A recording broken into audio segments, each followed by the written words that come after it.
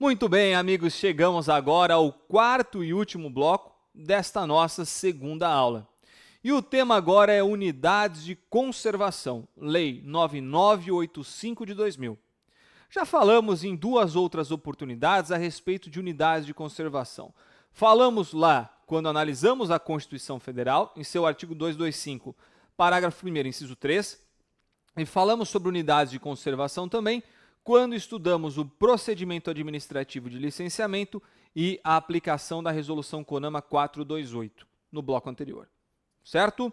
Agora, vamos evoluir e conhecer de forma aprofundada todos os elementos que estão relacionados às unidades de conservação. Quero pedir a vocês, desde já, uma lição de casa. Após a nossa aula de hoje, após o nosso encontro, por favor, baixem a Lei 9985 de 2000 em seu computador e estudem literalmente essa lei. Tá? Passe aí artigo por artigo, porque esta lei ela já foi cobrada em diversas oportunidades no exame de ordem.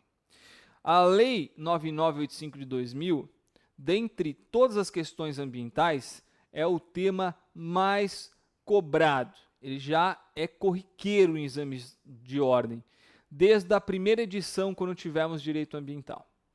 Então, é importante que você tenha pleno conhecimento de seus dispositivos. Nós vamos estudar aqui tanto o seu conceito, quanto a sua forma de criação, redução, supressão ou mesmo de ampliação. Estudaremos as espécies de unidades de conservação e as chamadas zonas de amortecimento. Caso fique alguma dúvida, não deixe passar, porque essa temática é, como eu disse, corriqueira no exame de ordem. Vamos juntos aqui trabalhar primeiro o conceito de unidade de conservação previsto na nossa Lei 9985 de 2000. De acordo com a norma, trata-se de um espaço territorial e seus recursos ambientais. E aqui, gente, peço desculpas para vocês, para fazermos a leitura, e depois eu traçarei aqui os principais aspectos em cima deste conceito. Trata-se de um espaço territorial e seus recursos ambientais, incluindo as águas jurisdicionais com características naturais relevantes, legalmente instituído pelo poder público, com objetivos de conservação e limites definidos, sobre regime de administração ao qual se aplicam as garantias adequadas de proteção. Bom, como vimos lá no artigo 225, parágrafo 1º, inciso 3 da Constituição, compete ao poder público, em todo o território nacional, instituir espaços territoriais de proteção. Esses espaços territoriais são áreas que o poder público escolhe em todo o território nacional para proteger recursos ambientais e suas águas jurisdicionais. Essa escolha feita pelo poder público deve se pautar na relevância destas áreas para o meio ambiente. O que justifica a criação de uma unidade de conservação é a sua relevância para a proteção ambiental. Se não houver relevância, se essa relevância não ficar comprovada, a unidade de conservação não pode ser criada, por mais que se justifique sobre o aspecto quantitativo a criação de novas unidades. Não, precisa ficar comprovada lá antes da instituição a relevância da área. Muito bem, essa criação se dá por meio do poder público. Como veremos já já, a criação pode ser feita inclusive por decreto, diferente da supressão ou da diminuição da unidade, que depende aí de lei. Agora, a instituição pode ser até por decreto. Há uma facilidade para se criar novas unidades de conservação. Importante também que todos os objetivos precisam ficar definidos no ato que criar a unidade de conservação, porque cada unidade, e aí nós temos ao total 12 espécies de unidades de conservação, cada uma tem um objetivo.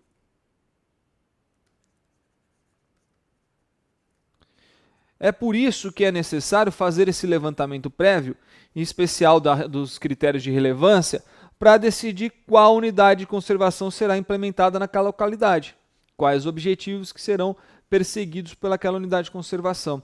E, por fim, toda unidade de conservação tem uma administração, que é chamado de gestor da unidade de conservação. Cada uma das unidades criadas aí Brasil afora tem um gestor, um responsável pela administração daquela área. As unidades de conservação, como eu disse, podem ser criadas, e aqui está em verdinho já para facilitar, até por decreto. Agora, a extinção ou a redução, de acordo com a Constituição Federal, só pode ser feito por meio de lei. E como já lhes disse, em direito ambiental, quando falamos em lei, é lei ordinária. Essa criação, ela pode se dar tanto em áreas públicas, ou seja, áreas que já pertencem ao ente público, ou em áreas privadas. O ponto é que quando uma unidade de conservação é criada em áreas privadas, estamos diante de uma verdadeira desapropriação. Em sendo uma desapropriação, o indivíduo, né, a pessoa que foi desapropriada, precisa ser indenizada. O Decreto 4340 de 2002 regulamenta a Lei 9985 de 2000 e diz que a criação pode ser por qualquer ato do poder público, inclusive decreto. Então, há uma facilidade, como já lhes disse, para a criação de novas unidades de conservação. Agora, para se criar, ela precisa ser precedida de estudos técnicos e de consulta pública. Por que estudos técnicos e consulta pública? Porque a consulta vai trazer para o poder público as informações pertinentes para comprovar a relevância da área. Já a pesquisa, a pesquisa anterior, todos os estudos que são feitos anteriormente, vai a comprovar a relevância da área e vai fornecer informações pertinentes ao poder público, até para que o poder público escolha qual espécie de unidade de conservação e quais objetivos serão implantados lá. Por outro lado, a consulta à população atingida lá pela criação da unidade de conservação é importante para que a população tenha ciência dos objetivos daquela unidade de conservação, o que está sendo implementado ali e como podem ajudar na conservação daquela área. Há uma ressalva.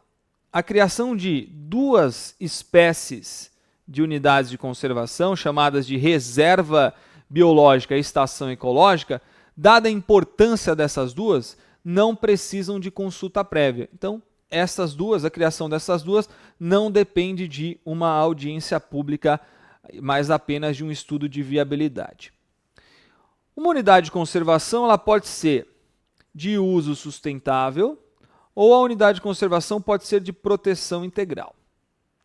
Eu já vou explicar para vocês essas duas modalidades, mas estou antecipando essa informação para que vocês saibam que uma unidade de uso sustentável pode ser transformada em uma unidade de conservação de proteção integral. Por que a lei permite essa transformação? Porque a unidade de proteção integral traz mais proteção ao meio ambiente, traz mais garantias ao meio ambiente em comparação com a unidade de uso sustentável. Agora, o contrário não é permitido, tá? Não se pode transformar a unidade de proteção integral em uso sustentável. Não, isso não é permitido. Essa transformação de uso sustentável em proteção integral pode ser feita, inclusive, por meio de decreto. Como traz ganho ambiental, até o decreto pode ser utilizado. Assim como a ampliação, suponhamos que a unidade de conservação seja essa bolinha aqui, e o poder público resolva transformá-la nessa bola maior ainda. Neste caso, o poder público pode ampliar e esta ampliação também pode ser por decreto. Sempre que houver ganho ambiental, o decreto é permitido. Agora, por outro lado, quando falamos de redução ou supressão, só é permitido por meio de lei, de acordo com a Constituição Federal. Aí algum aluno pode me perguntar, bom, se depende de lei ordinária, pode ser feito então por meio de medida provisória? A resposta quem nos dá é o Supremo Tribunal Federal. De acordo com o STF, medida provisória não pode ser utilizada para reduzir ou suprimir unidades de conservação. Não. E por que não? Porque, de acordo com o Supremo, a medida provisória pressupõe relevância e urgência. E tanto a redução quanto a extinção de uma unidade de conservação não traz nenhum aspecto de relevância, muito menos um aspecto de urgência. Então, a redução ou a supressão de unidades de conservação só pode ser feito por meio de lei ordinária. Nem por medida provisória, nem por decreto. Bom, quanto às modalidades que temos de unidades de conservação, como lhes disse, temos a de proteção integral, que é uma unidade de conservação que visa afastar toda e qualquer interferência humana. É uma área que deve ser preservada, protegida, sem interferência.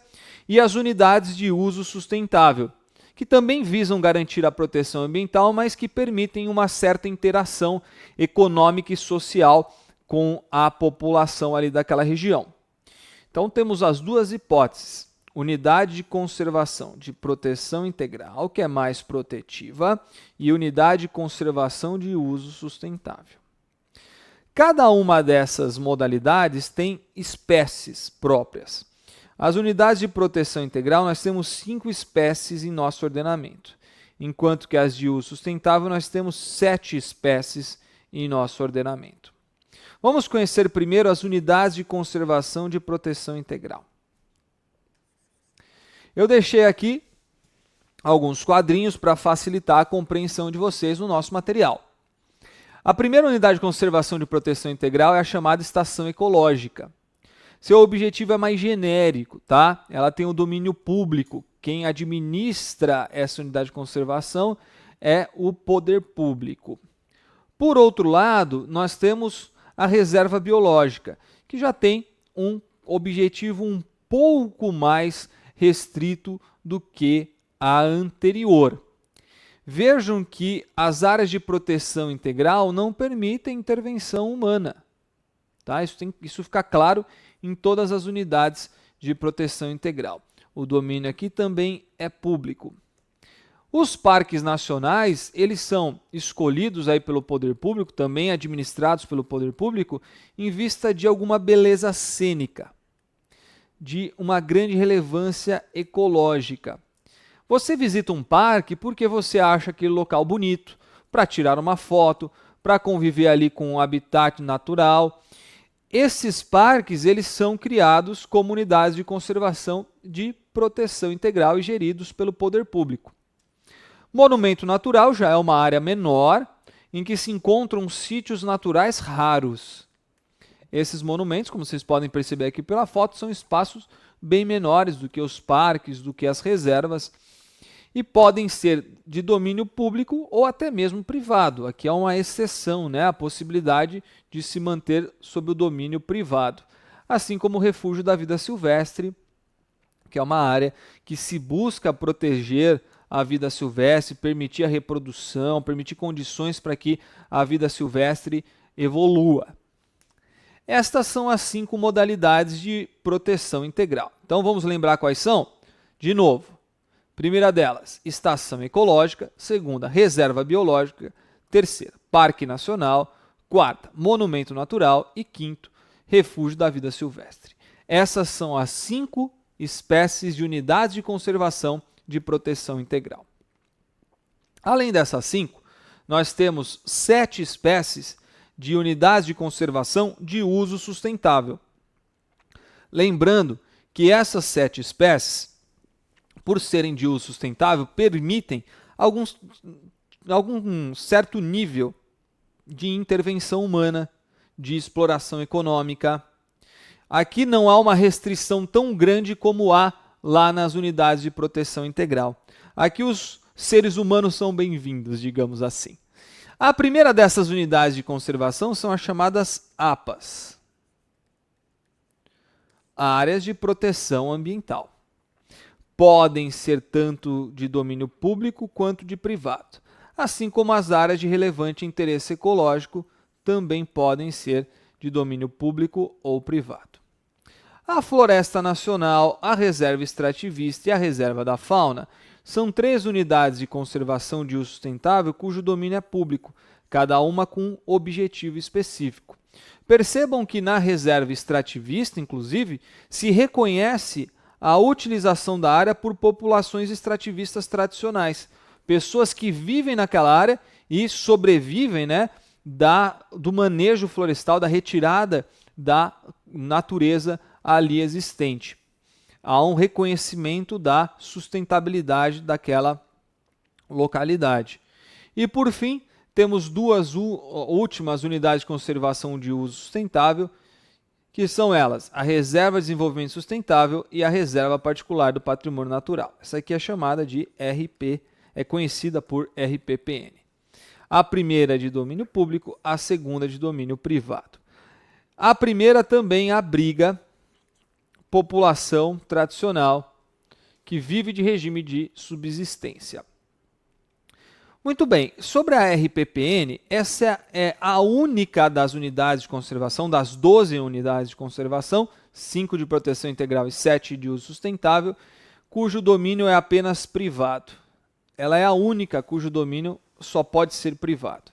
O que acontece? Suponhamos que uma pessoa possua uma propriedade rural e que nessa propriedade rural ele tenha aspectos ambientais relevantes. Então ele tem aqui dentro uma floresta, ele tem a fauna, flora, qualquer aspecto ambiental relevante. Ele queira manter essa vegetação da forma como está para sempre, de forma perpétua. Vocês já viram comigo que esse proprietário pode se utilizar dessa vegetação para ganhar dinheiro, por meio da servidão ambiental, por meio do instrumento econômico da servidão ambiental. Agora, se ele não quiser instituir uma servidão ambiental, ele pode simplesmente instituir nessa propriedade uma RPPN, porque dessa forma a vegetação será mantida para sempre, sem qualquer intervenção de outra pessoa, e ele mantém para todas as futuras gerações a qualidade ambiental proporcionada a esse proprietário. Ele vai até o órgão ambiental, pede uma autorização para instituição da RPPN, o órgão ambiental emite um termo de instituição, esse termo é averbado na matrícula do imóvel.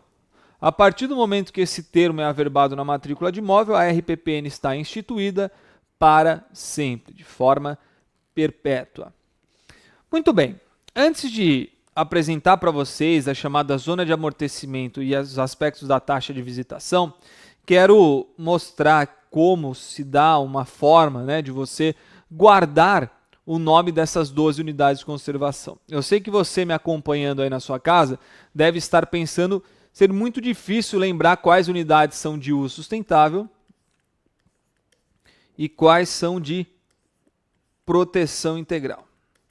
Até porque são 12 no total, né? Então fica muito difícil lembrar quais se enquadram em uso sustentável, quais se enquadram em proteção integral. Por isso eu pensei numa palavrinha que é a seguinte.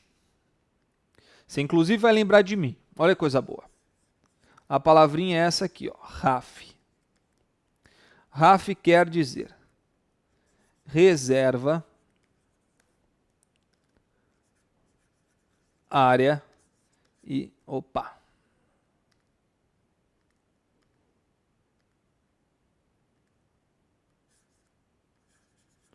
floresta.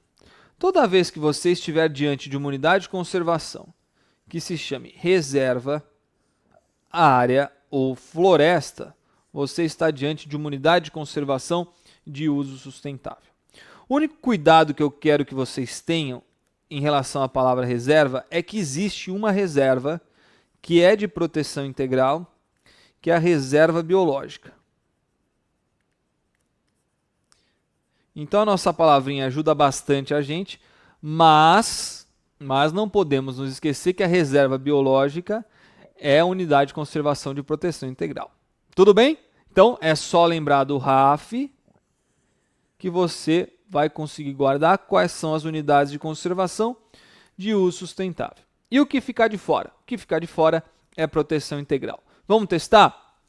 Estação ecológica. Está no RAF? Não. Se não está no RAF, é proteção integral.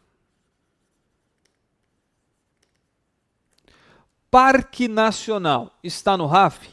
Não. Então, é proteção integral.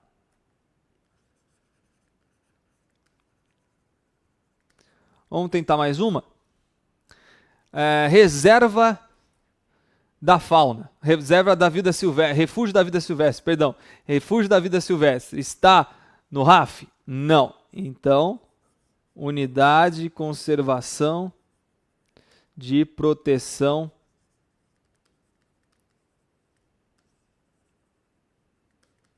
integral. Estamos bem assim?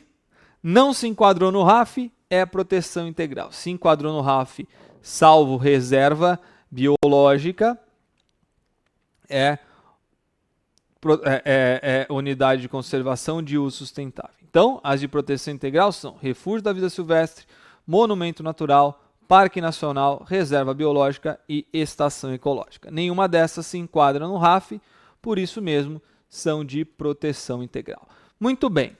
Para terminarmos a aula de hoje, trouxe para vocês dois aspectos importantíssimos da Lei 9985 de 2000. Eu vou precisar abrir uma telinha aqui em branco para que vocês compreendam. Vejam só, imaginem que o poder público instituiu em uma dada localidade uma unidade de conservação, que é essa bolinha aqui, ó. Muito bem. Instituiu por meio do quê? Por meio de decreto. Se quiser ampliar, basta fazer outro decreto e aí poderá ampliar. Agora, se essa unidade ficar aberta, vocês concordam comigo que com o passar do tempo, ela vai acabar sofrendo por conta da ação das chuvas, ela vai acabar sofrendo por conta das intervenções humanas não controladas, ela vai acabar sofrendo por conta de processos erosivos, entre outros processos que vão bater aqui na borda dessa unidade de conservação, fazendo com que ela diminua a ponto de desaparecer. Para que isso não aconteça, a lei sabiamente criou a chamada zona de amortecimento. Então, nós temos aqui a unidade de conservação. A lei estipula que em volta da unidade de conservação tem uma área de proteção, uma área na qual a intervenção humana seja restrita, que se mantenham aspectos ambientais, para garantir que não haja esse impacto na unidade de conservação. Esse verde mais escuro é chamado de zona de amortecimento. E o verde mais claro é a nossa unidade de conservação. Maravilha? Então, 10 das 12 unidades de conservação necessitam de zona de amortecimento. Apenas 2 unidades de conservação não precisam, que são a RPPN e as APAs. Apenas as reservas particulares do patrimônio natural e as áreas de proteção ambiental não dependem de zona de amortecimento no seu entorno. Todas as demais precisam ter. Quanto às taxas de visitação, para a gente terminar a aula de hoje, aqueles que administram unidades de conservação podem cobrar taxa de visitação daquelas pessoas que têm interesse em conhecer. Essas taxas de visitação só são permitidas de serem cobradas nas unidades de conservação de proteção integral. Nas unidades de uso sustentável, a taxa de visitação não é permitida. E por que não? Porque como se trata de uso sustentável, ali se permite algum tipo de exploração econômica. Então, a manutenção da unidade de conservação pode ser feita com base na própria exploração da unidade.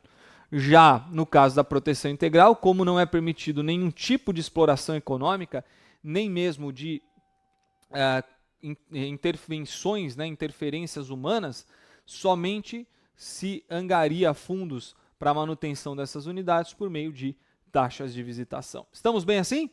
Espero que vocês tenham curtido o encontro de hoje, a nossa aula de hoje a respeito de Política Nacional de Meio Ambiente e unidades de conservação. Qualquer dúvida que tenha ficado, não deixem passar, me procurem pelas redes sociais, pelo plantão de dúvidas do CERS, para que eu possa ajudá-los nesse tão importante momento de preparação. Combinado? Até a nossa próxima aula, vejo vocês para falarmos sobre responsabilidade e outros temas. Até lá, um abraço!